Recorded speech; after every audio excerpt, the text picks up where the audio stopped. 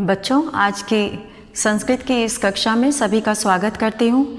और आज हम लोग अगला चैप्टर शुरू करने जा रहे हैं। अष्टमः पाठः त्रिवर्णः ध्वजः।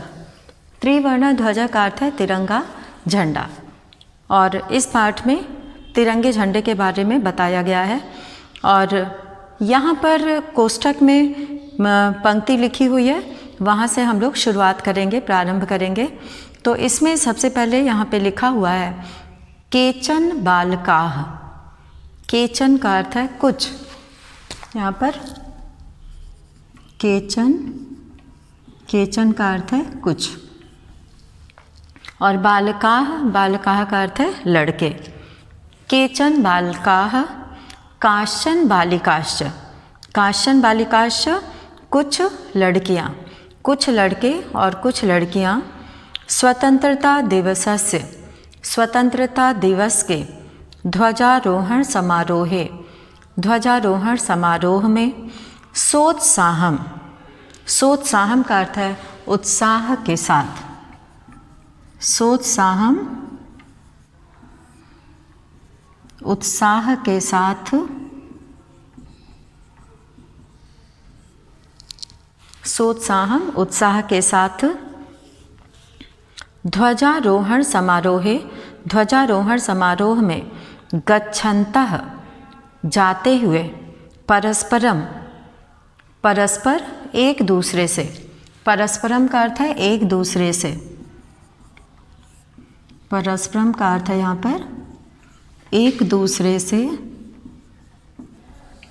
एक दूसरे से संलपन्ति, संलपन्ति बातचीत करते हैं, एक दूसरे से बातचीत करते हैं। देवेशः, देवेश कहता है। अब यहाँ पे ये पाठ जो है संवाद के रूप में लिखा गया है। तो यहाँ पर कुछ छात्रों का नाम है, और जैसे कि देवेशा है, डेविडा है, सुचि है, ये छात्रा है, सलीमा, रुचि है। तो ये यहाँ पे कुछ नाम हैं और वो आपस में क्या बातचीत करते हैं यहाँ पर ये प्रदर्शित किया गया है। देवेशः, देवेश कहता है कि अद्य स्वतंत्रता दिवस, आज स्वतंत्रता दिवस है। अस्माकं विद्यालयस्य, हमारे विद्यालय के, अस्माकं का अर्थ है हमारे, विद्यालयस्य, विद्यालय के, प्राचार्यः, प्राचार्य अर्थात प्रधानाध्यापक, प्रिंसिपल जिसको कहा जाता है, प्राचार्य अर्थात प्रधानाचार्य ध्वजारोहणम करिष्यति, ध्वजारोहण करिष्यति करेंगे। यहाँ पे लिट लकार का प्रयोग है, करिष्यति, करिष्यति का अर्थ है करेंगे।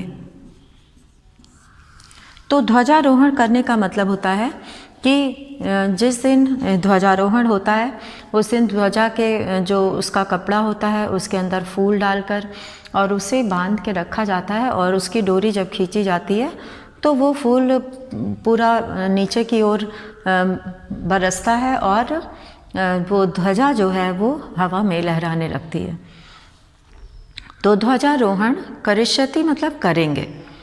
छात्राश्च, और छात्र, सांस्कृतिक कार्यक्रमान प्रस्तोष्यन्ति, और छात्र सांस्कृतिक कार्यक्रम, प्रस्तोष्यन्ति मतलब प्रस्तुत करेंगे।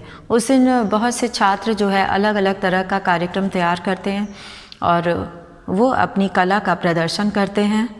तो छात्राः च, यहाँ पे छात्राः च यानी कि बहुत से छात्र, बहुवचन है ये, और छात्र सांस्कृतिक कार्यक्रमान प्रस्तोष्यन्ति, सांस्कृतिक कार्यक्रम प्रस्तुत करेंगे।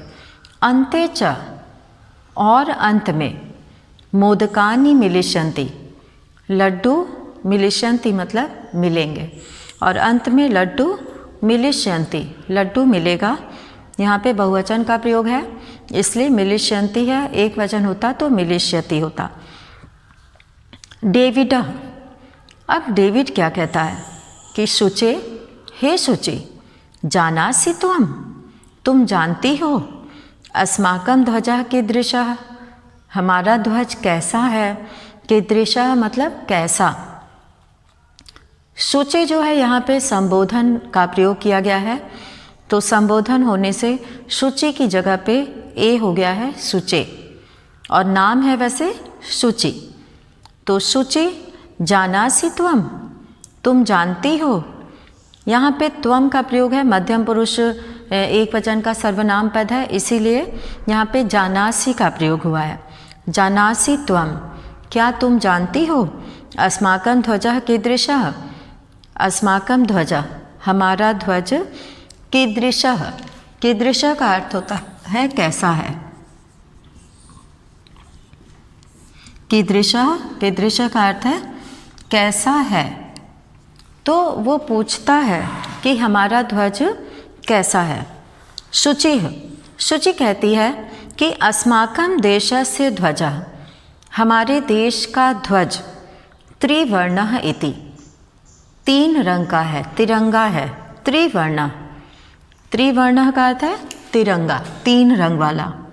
तो यहाँ पे त्रिवर्णः यानी कि तिरंगा, इसीलिए इसे तिरंगा कहते हैं क्योंकि इसमें 3 वर्ण होता है। और संस्कृत में वर्ण का अर्थ होता है रंग, तो रंग के लिए यहाँ पर वर्ण का प्रयोग किया जाता है।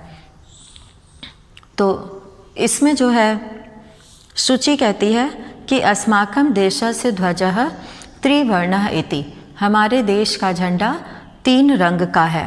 सलीमः, सलीम कहता है कि रुचे, हे रुचि, अयम त्रिवर्णः कथम, यह तिरंगा कैसे है। तो रुचि कहती है कि अस्मिन् ध्वजे, इस ध्वज में, त्रयः वर्णाः सन्ति, 3 वर्ण हैं, 3 रंग हैं। वर्णः, वर्णौ, वर्णाः, तो यहाँ पे वर्णाः का प्रयोग हुआ है जो बहुवचन है, और 3 की संख्या बहुवचन में होती है। इसीलिए वह कहती है कि अस्मिन् ध्वजे, इस ध्वज में, त्रयः वर्णाः सन्ति, 3 वर्ण हैं अर्थात 3 रंग हैं। अतः त्रिवर्णः, इसलिए तिरंगा है। किम त्वम, क्या तुम, एतेषां वर्णानां नामानि जानासि, क्या तुम एतेषां वर्णानां, इन रंगों का, नामानि, नाम, जानासि, जानते हो। सलीमा, सलीम कहता है कि अरे केशर वर्णः, श्वेतः, हरितः च एते 3 वर्णाः। तो वो कहता है कि अरे ये तो मैं जानता हूँ। वो ऐसे कहता है, अरे केशर वर्णः, केसरिया रंग, श्वेतः, सफ़ेद रंग, हरितः च, और हरा रंग, एते 3 वर्णाः, ये 3 रंग हैं। देवेश, अब एक छात्र है देवेश, और देवेश कहता है कि अस्माकं ध्वजे, हमारे ध्वज में, एते 3 वर्णाः किम सूचयन्ति, ये 3 वर्ण क्या सूचित करते हैं, यानी कि इन 3 रंगों से हमें क्या पता चलता है। सलीमा, सलीम कहता है शृणु, यहाँ पे शृणु पद आया है। शृणु का अर्थ होता है सुनो, शृणु का अर्थ है सुनो। तो वो कहता है शृणु, सुनो, केशर वर्णः शौर्यस्य, श्वेतः सत्यस्य, हरितश्च समृद्धेः सूचकः। तो वो सलीम बताता है कि सुनो, केशर वर्णः, केसरिया रंग, शौर्यस्य, शौर्य का, वीरता का, श्वेतः, सफ़ेद रंग, सत्यस्य, सत्य का, हरितश्च, और हरा रंग, समृद्धेः, समृद्धि का, सूचकाः सन्ति, सूचक होता है। तो वो जो है तीनों रंग और उसके जो है वो किस चीज़ का प्रतीक है ये बताता है। तो वो कहता है कि केशर वर्ण, केसरिया रंग जो है वो वीरता का, शौर्य का प्रतीक है, और सफ़ेद रंग सत्य का, और हरा रंग समृद्धि का सूचक है। सूची कहती है कि किम एतेषां वर्णानां अन्यतपि महत्वम, क्या इन वर्णों का और भी महत्व है। तो वो इन रंगों के बारे में जानना चाहती थी कि वो रंग क्यों वहाँ पर प्रयोग किया गया है और उसका क्या मतलब है। तो डेविड कहता है, डेविडः, अब डेविड का संवाद है यहाँ पर। डेविड कहता है कि आम, हाँ, कथम न, क्यों नहीं। अब वो उसको बताता है कि क्यों नहीं, इसका और भी महत्व है। अब वो उसके बारे में और भी बताता है।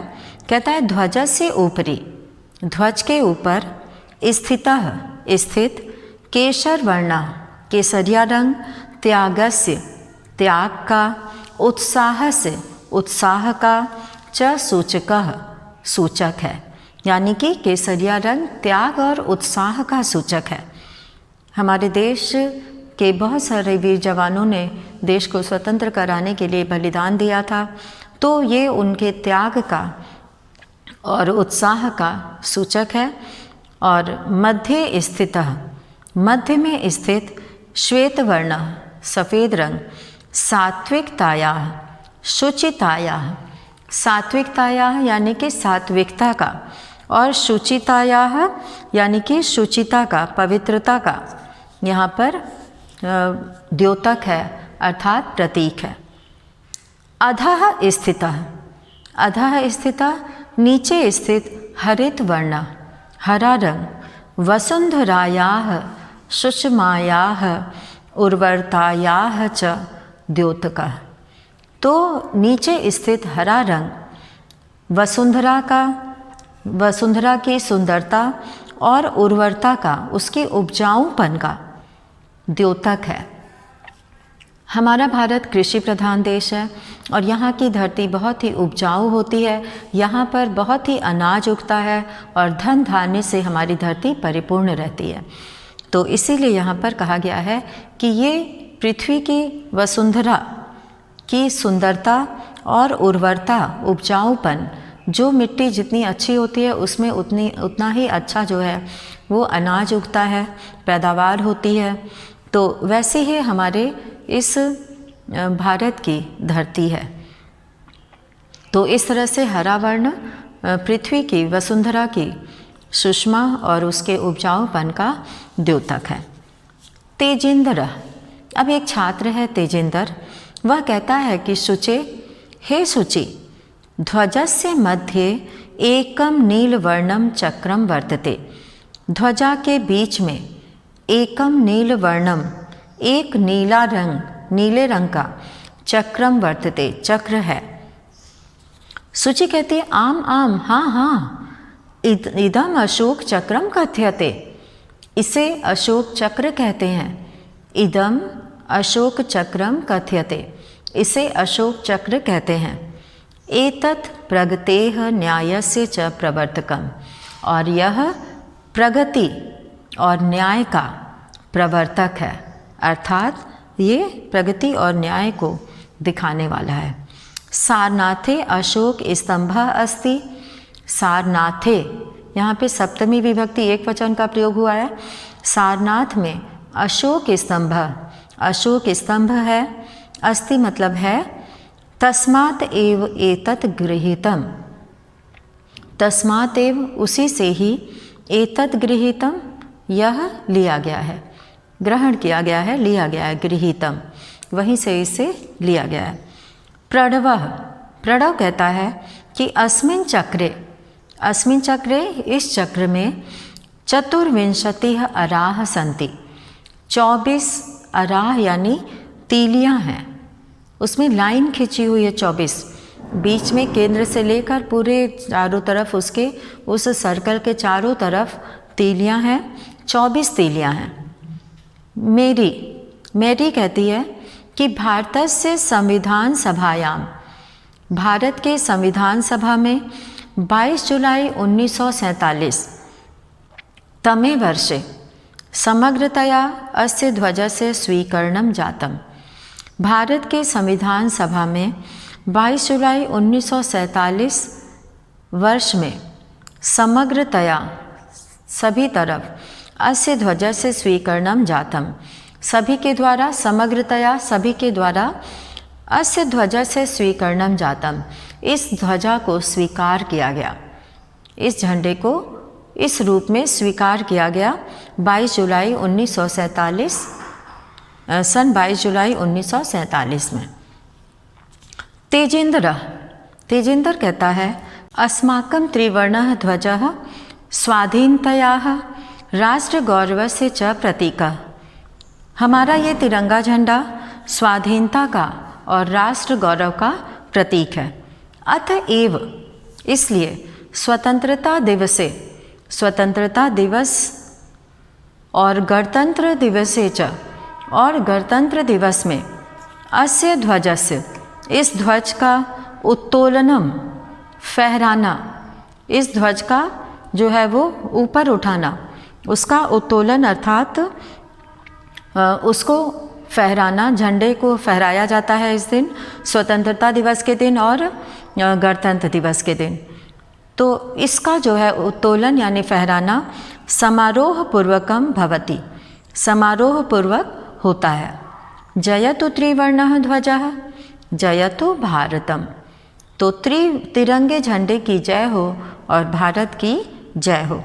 तो इस तरह से यहाँ पर इस पाठ के माध्यम से ये बताया गया कि हमारे राष्ट्रीय ध्वज में 3 रंग कौन कौन से हैं और उन तीनों रंगों का क्या महत्व है और वो किस चीज़ का सूचक है, वो हमें क्या बताता है, इन सब चीज़ों का हमें ज्ञान प्राप्त हुआ।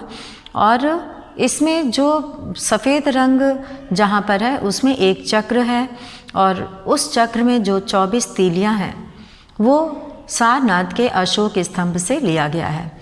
तो इस तरह से यहाँ पर 22 जुलाई 1947 में इस झंडे को सभी के द्वारा स्वीकार किया गया। और अब यहाँ पे हम लोग शब्दार्थ में दिए गए कुछ पदों को देखेंगे, जिसमें कि यहाँ पे दिया है त्रिवर्णः ध्वजा, तिरंगा झंडा, 3 रंगों वाला झंडा। और इसके बाद है संलपंती। संलपंती वार्तालाप करते हैं, बातचीत करते हैं। प्रस्तोष्यन्ति प्रस्तुत करेंगे। प्रस्तोष्यन्ति ये लिट लकार का रूप है, तो यहाँ पर इसका अर्थ है प्रस्तुत करेंगे। लिट लकार का प्रयोग भविष्यवाचक होता है, तो भविष्यवाचक भविष्यत काल के लिए लिट लकार का प्रयोग किया जाता है। अब है मोदकानी। मोदकानी का अर्थ है लड्डू। ऊर्जस्विताया ऊर्जा की, अराह तीलियाँ, उत्तोलनम ऊपर उठाना, फहराना। तो झंडे को फहराया जाता है इस दिन, तो इस तरह से उसी के लिए यहाँ पर उत्तोलनम पद का प्रयोग किया गया है। अब यहाँ पर हम लोग अभ्यास में दिए गए कुछ प्रश्नों को देखेंगे। तो इसमें सबसे पहला प्रश्न दिया है शुद्ध कथन से समक्षम आम, अशुद्ध कथन से समक्षम न इति लिखत। तो शुद्ध कथन के आगे आम लिखना है और अशुद्ध कथन के आगे न लिखना है। तो इसमें जो सबसे पहला दिया हुआ है अस्माकं राष्ट्रस्य ध्वजे त्रयः वर्णाः सन्ति। हमारे राष्ट्रीय ध्वज में 3 वर्ण हैं। तो ये सही है या गलत है? तो ये उचित है, शुद्ध है। शुद्ध का अर्थ है यहाँ पर सही से, जो सही है, तो उसके लिए यहाँ पे आम लिखना है। तो ये बिल्कुल सही है उत्तर, तो इसके लिए जो है आम लिखा जाएगा। तो यहाँ पर जो दूसरा प्रश्न, पहला प्रश्न है, इसमें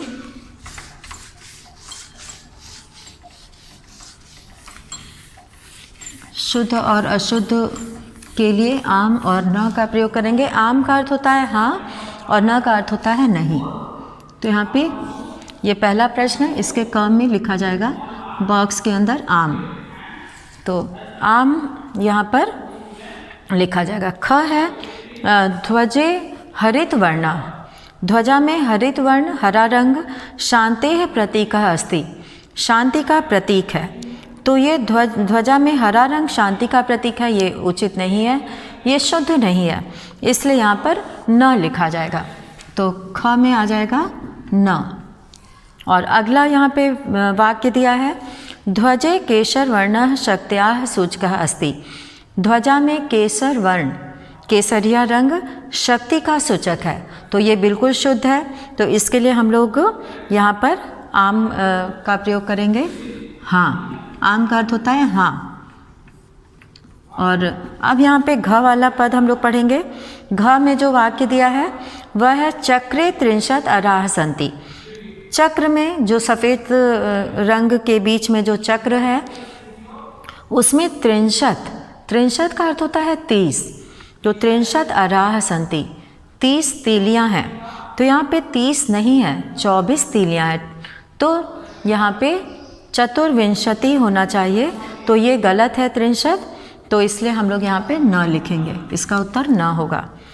और अंगा में है चक्रम प्रगतेह द्योतकम। चक्र जो है वो प्रगति का द्योतक है, तो ये आम अर्थात हाँ, तो यहाँ पे हम लोग आम लिखेंगे। तो इस तरह से पहले प्रश्न में हम लोगों ने ये देखा कि ये सभी वाक्य शुद्ध हैं या अशुद्ध हैं। दूसरे प्रश्न में यहाँ पर दिया हुआ है कि अधोलिखितेषु पदेषु प्रयुक्ताम विभक्तिम वचनम च लिखत। नीचे लिखे गए पदों में प्रयुक्त यानी प्रयोग की गई विभक्तिम वचनम च, विभक्ति और वचन को लिखत मतलब लिखो। तो यहाँ पे बना हुआ है जो है तालिका बनी हुई है, एक में पदानि लिखा है, एक में विभक्ति ही लिखा है, एक में वचनम लिखा हुआ है। और यथा का अर्थ होता है जैसे। त्रयाणाम यानी कि त्रयाणाम का जो है यहाँ पे कौन सी विभक्ति है? षष्ठी विभक्ति बहुवचन है। तो ये उदाहरण देके समझाया गया है। अब है समृद्धेह। समृद्धेह में षष्ठी विभक्ति एक वचन है, क्योंकि इसमें समृद्धि पद है, ई कारांत है, तो ई का यहाँ पर ए हो गया है समृद्धेह। वर्णानाम षष्ठी विभक्ति बहुवचन, उत्साहस्य षष्ठी विभक्ति एक वचन, नागरिकैः तृतीया विभक्ति बहुवचन। जैसे बालक शब्द से बालकैः होता है, वैसे ही नागरिक पद से नागरिकैः हुआ है। सात्विकतायाः यानी कि षष्ठी विभक्ति एक वचन, प्राणानाम षष्ठी विभक्ति बहुवचन, सभायाम सप्तमी विभक्ति एक वचन। अब यहाँ पर तीसरा प्रश्न हम लोग देखेंगे, एक पदेन उत्तरत। अस्माकं ध्वजे कति वर्णाः सन्ति। हमारे ध्वज में कितने वर्ण हैं? ख त्रिवर्णे ध्वजे शक्त्याः सूचकः का वर्ण। तिरंगे झंडे में शक्ति का सूचक वर्ण कौन सा है? तो पहले प्रश्न में क में अस्माकं ध्वजे कति वर्णाः सन्ति, तो इसमें त्रयः आ जाएगा। और ख में त्रिवर्णे ध्वजे शक्त्याः सूचकः कः वर्ण, शक्ति का सूचक कौन सा वर्ण है? तो केशर वर्ण। अशोक चक्रम कस्य द्योतकम अस्ति। अशोक चक्र किसका द्योतक है? और त्रिवर्ण ध्वजा कस्य प्रतीक, और तिरंगा झंडा किसका प्रतीक है? तो यहाँ पे अशोक चक्र जो है वो किसका द्योतक है? यहाँ पर ये अशोक चक्र जो है वो न्याय का प्रवर्तक है, प्रगति और न्याय को दिखाने वाला है। तो यहाँ पर त्रिवर्ण ध्वजा कस्य प्रतीक, तिरंगा झंडा हमारी स्वाधीनता का, स्वाधीनतया राष्ट्र गौरवस्य च प्रतीक। तो स्वाधीनतया राष्ट्र गौरवस्य। अब यहाँ पे चौथा प्रश्न दिया है, एक वाक्येन उत्तरत। एक वाक्य में उत्तर दें।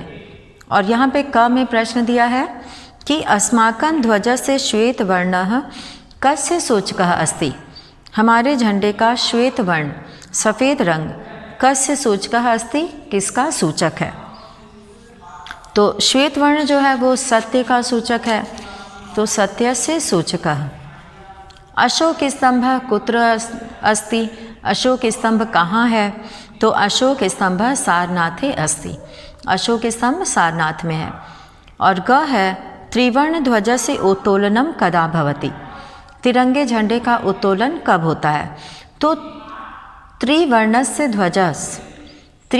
ध्वजस्य उत्तोलनम स्वतंत्रता दिवसे गणतंत्र दिवसे च भवति। स्वतंत्रता दिवस के दिन और गणतंत्र दिवस के दिन होता है। और घ है अशोक चक्रे कति अराह सन्ति। अशोक चक्र में कितनी तीलियां हैं? तो चतुर्विंशति। तो चतुर्विंशति है यहाँ पर लिखा जाएगा। तो वाक्य बनेगा अशोक चक्रे चतुर्विंशति अराह सन्ति। और अब यहाँ पर हम लोग पांचवा प्रश्न देखेंगे और पांचवें प्रश्न में अधोलिखित वाक्येषु रेखांकित पदानि आधृत्य प्रश्न निर्माणम कुरुत। अधोलिखित वाक्येषु, नीचे लिखे वाक्यों में, रेखांकित पदानि, जो रेखांकित पद हैं उनके आधृत आधार पर प्रश्न निर्माणम कुरुत, प्रश्न निर्माण करो। तो इसमें क है अस्माकं त्रिवर्ण ध्वजः विश्व विजयी भवेत, हमारा तिरंगा झंडा विश्व विजयी भवेत। तो त्रिवर्ण ध्वजा के पास आ जाएगा त्रिवर्ण ध्वजः, यहाँ पे आ जाएगा कः, त्रिवर्ण ध्वजः कः। और यहाँ और प्रश्न बनेगा अस्माकं कः विश्व विजयी भवेत, अस्माकं कः विश्व विजयी भवेत। तो त्रिवर्ण ध्वजा की जगह पे आ जाएगा कः। और ख है स्वधर्मात् प्रमादम वयम न कुर्याम, अपने धर्म के साथ प्रमादम, प्रमाद यानी मजाक, वयम न कुर्याम हमें नहीं करना चाहिए। तो प्रमादम की जगह पे आ जाएगा कम। तो यहाँ पे प्रमादम, यहाँ पे किम का भी प्रयोग हो सकता है, क्या नहीं करना चाहिए, और कम का भी प्रयोग हो सकता है। तो स्वधर्मात् कम वयम न कुर्याम, क्या हमें नहीं करना चाहिए। और ग है एतत् सर्वम अस्माकं नेतॄणां सद्बुद्धेः सत्फलम।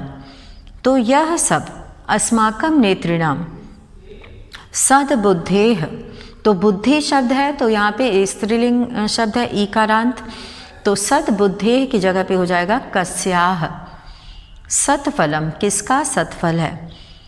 घ है शत्रुणाम समक्षम विजय सुनिश्चितः भवेत, शत्रुओं के सामने विजय सुनिश्चित हो।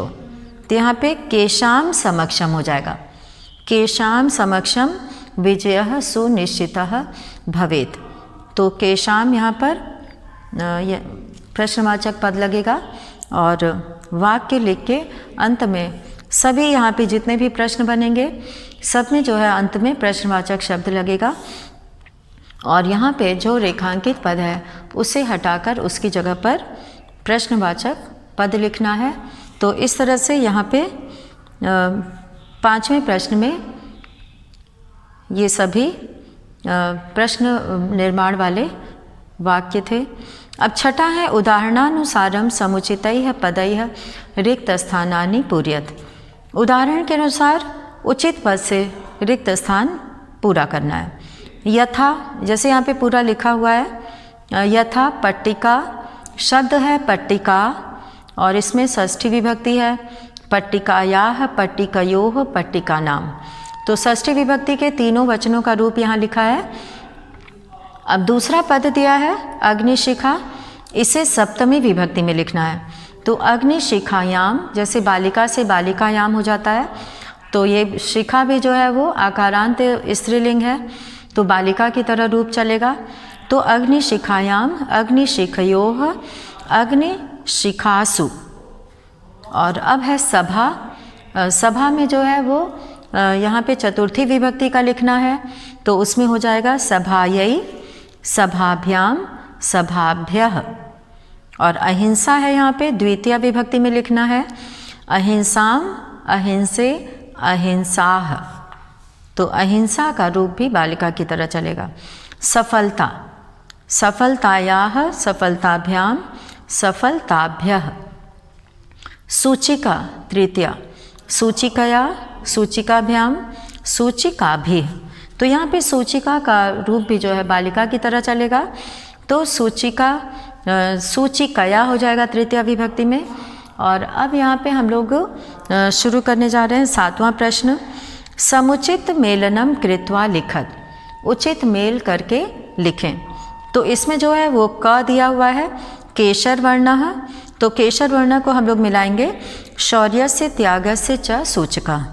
हरित वर्ण, हरित वर्ण को मिलाएंगे सुषमायाः उर्वरतायाः च सूचका। अशोक स्तंभ अशोक चक्रम, अशोक चक्र को मिलाएंगे प्रगतेः न्यायस्य च प्रवर्तकम। और त्रिवर्ण ध्वजा को मिलाएंगे यहाँ पे स्वाधीनतायाः राष्ट्र गौरवस्य च प्रतीकः। और त्रिवर्ण ध्वजस्य स्वीकरणम। तो ये कब स्वीकार किया गया था? 22 जुलाई 1947 तमे वर्षे जातम। तो इस तरह से हम लोगों ने इन सभी जितने भी यहाँ पे क और ख में दिए हैं उसको उचित वाक्यांशों से मिलाया गया है।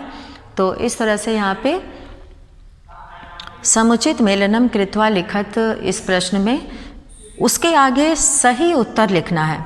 सभी बच्चे अपनी उत्तर पुस्तिका में अपनी संस्कृत की कॉपी में पहले क का पूरा लिख लेंगे और उसके आगे सही उत्तर लिखेंगे।